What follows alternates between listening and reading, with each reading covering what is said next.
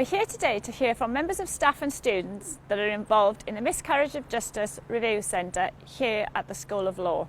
I set up the centre in the school when it became clear that not only was there an unmet need for this type of service, but that students would gain a lot from being involved in real cases dealing with real problems. At the moment, we have a number of cases that 8 groups of students are working on, ranging from sexual offences to murder and to assault.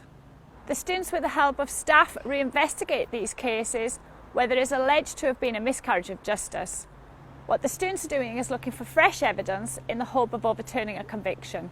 For many years I've been working, before I came to the University of Sheffield, I've been working with families in an organisation called Innocent.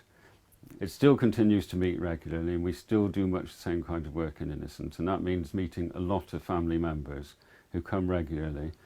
When they come to meetings, they are often deeply distressed, and they say that even years after the conviction, they still burst into tears in meetings because that's a place where they can speak freely, which they can't normally in the rest of society. They tell us that the effect has been devastating. They can never stop thinking about the case, that they, as they've often put it, they serve the sentence along with the person who's inside.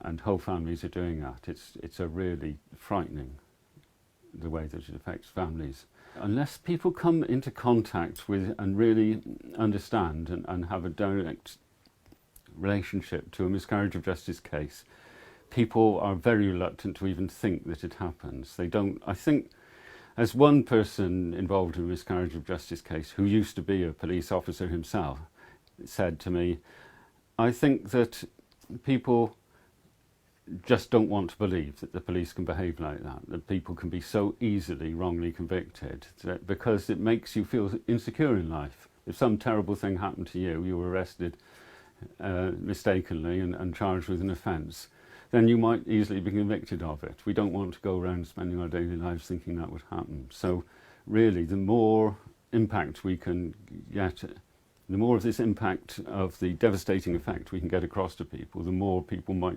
really believe and appreciate that miscarriage of justice is a serious problem. When we get a case, that's when it's really busy and the students have a lot to do.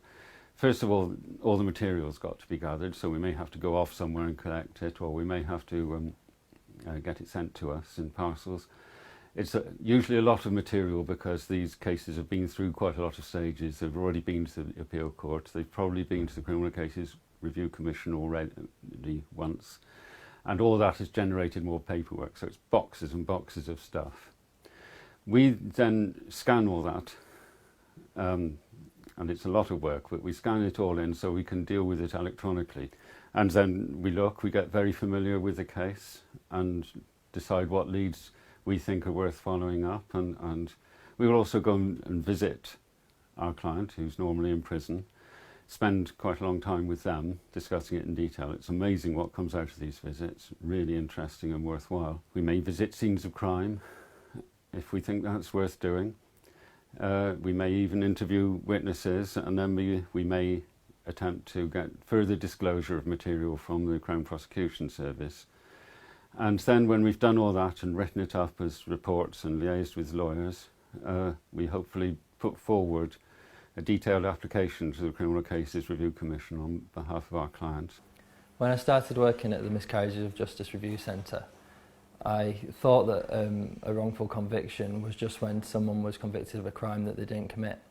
But now that I've spent more time on the project and taken more time to look into the case documents, you understand the extent and the depth to which wrongful convictions exist in the UK. Our criminal justice system is a complex and complicated setup. And having looked at the depth in which of the cases that we study, the amount of material that we have to cover, it just becomes apparent to you that we're dealing with something that is almost like an epidemic. We've had to be looking through an assortment of case files and court documents, which includes barrister notes and solicitor notes. We take an in-depth look, and the process which I've been involved in has certainly been more of an investigatory sort of process where we receive the case from our client, and then over time we've tried to uncover the bits that solicitors and barristers which looked at it first perhaps missed. This then has involved going to the CPS and talking to them about returning case files. And we're looking to make a CCRC application with the hope that, because as our case has not been reviewed yet, perhaps finding something which we can take forward and make an impact on a client who has little other option left but to come to us for help. It's clear that there are a number of reasons why a miscarriage of justice can occur. In my particular case, we've looked at how forensic science can wrongly implicate somebody into a crime, or not necessarily implicate, but just be wrong and therefore be particularly difficult to overturn. And from that, we also look at how the police can be involved in extracting a false confession, or a false confession can arise, and then how erroneous eyewitness identification can all compound with each other to create a subsequent wrongful conviction. The only reason that these people come to us is because it's when the appeals process has been exhausted.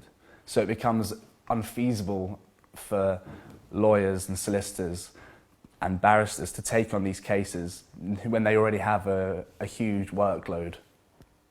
And students have a legal education, they have an understanding, they have a passion, because that's why they get involved in the first place. They have an interest and they have the time and they have the desire to help people, and they can take on this work and they can supplement the important work of other solicitors and barristers.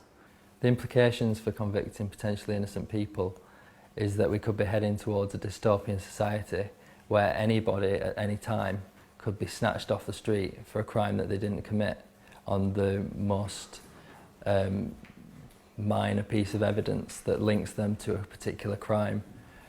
Lots of the cases that we look at, the links are so tenuous that it's sometimes difficult to believe that it's even possible that they could successfully be brought through the prosecution system and then convicted for a crime which the link to which they are barely even associable with. It sounds almost Orwellian to say that you could be taken, your liberty could be just taken off you for the most minor thing, and it could happen to anyone at any time.